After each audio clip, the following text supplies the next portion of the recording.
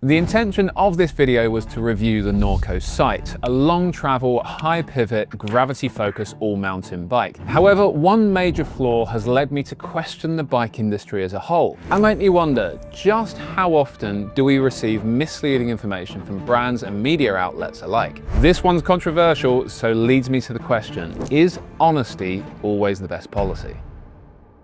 Riding for a whole season in Morzine has done two things to me. It's made me a better rider, something many would argue wasn't difficult, and it's made me appreciate what truly makes a capable, fast, well-balanced bike. And then we have this, the 2025 Norco Sight. The Sight's frame comes in carbon and alloy. The A2 we're testing here is the alloy version, but as far as appearance is concerned, you really wouldn't know it. Norco is a brand that I truly love, with a heritage that dates back over 50 years, with its roots deeply set in the mountains of British Columbia. Gravity-assisted fun has always been the focus. Combine that with a 21st century approach to development and a race team comprised of the biggest names in the industry, you've got yourself a pretty unique list of ingredients to create a very special bike. This bike, on the face of it, appears to benefit directly from this well-rounded platter. And if downhill is your passion, but you still want to pedal, this could very well be the recipe you're looking for. The star of the show, the high pivot rear triangle. It increases rearward axle path to improve suspension performance in technical terrain, while retaining the dynamic and responsive feel that riders expect from a do-it-all, all-mountain bike. Norco's words, not mine, but I agree with the sentiment. The idler position reduces pedal kickback and impressively doesn't produce any noticeable drag when riding uphill. The bike can be run in both 29er and mixed wheel size by swapping the link arm and lower shock mount, but honestly, I see little reason to change from the stock 27.5 setup. Stock suspension is comprised of a RockShox Vivid Coil Select Plus at the rear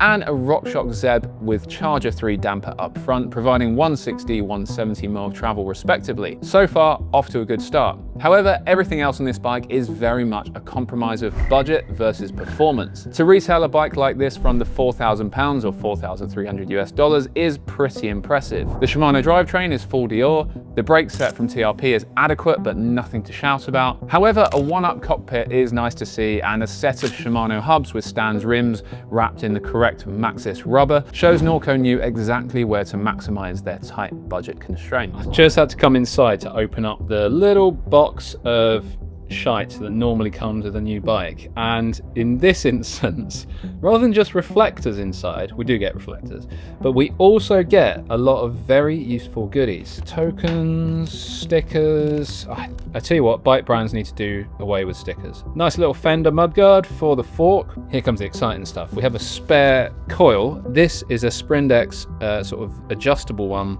450 to 500. Stan's tubeless sealant. I'm glad to see bike brands are now providing that.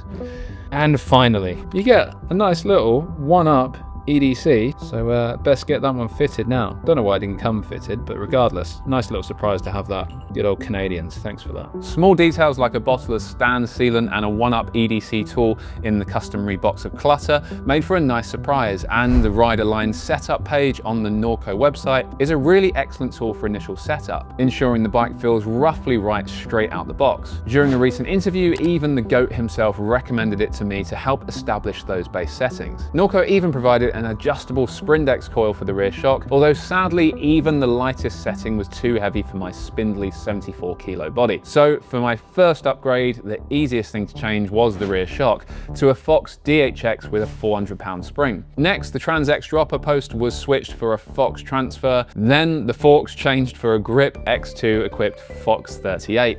The TRP brakes lacked the stopping power needed for sustained descending, so these were switched for Shimano Saints. Although I kept the TRP rotors because they're thicker than Shimano's and provide a better bite in my opinion. Finally, some cash money race face grips and a turbine stem to bring up the bling factor. And what can I say? These upgrades, although significant, have helped to bring this bike a lot closer to the performance that I'd expect from a brand like Norco. In its base spec, the bike just doesn't inspire total confidence. Perhaps if I'd given it more time, I could have adjusted to its weaknesses, but there were a few things that just didn't sit right with me. This bike has a long front end with a 63.5-degree head angle and a 491mm reach in a size 4, or a large I guess, which Norco claimed to be suitable for riders from 5'10" to 6'2". When descending, balance felt overly rearward, and in tight switchbacks, a real handful to change direction. This bike is long, and it gets longer under load due to the mid-pivot design.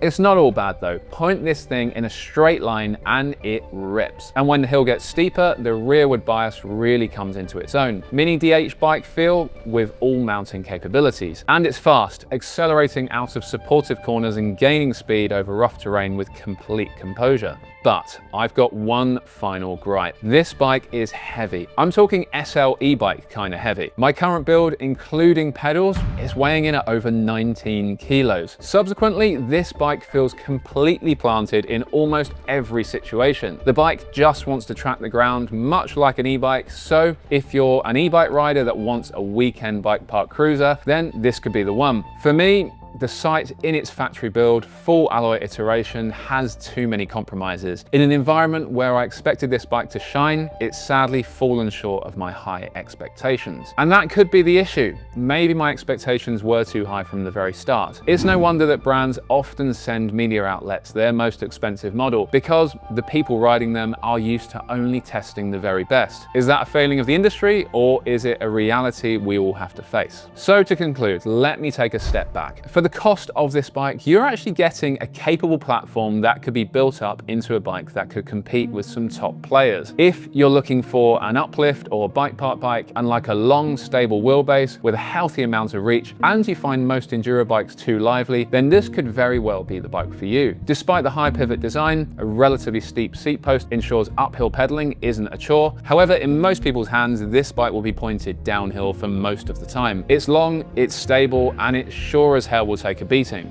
But a bike without a motor system and battery weighing so much, I just can't get my head around that fact. And whilst I'm hugely appreciative to Norco and Silverfish for lending me this bike for the summer, I've had to be completely honest with you, the viewer. There's a fine line for content creators like myself without a big following. I don't always have the luxury of picking and choosing the kit I review, but as long as brands are willing to share their products with me, I'll be sharing my honest opinions with you. I hope you appreciate this review, and if you enjoyed the content, then please click subscribe below. Let me know what you think of the bike in the comments, and if you want to see my views on another bike that I've been enjoying out here in the French Alps, then click on the video right over here.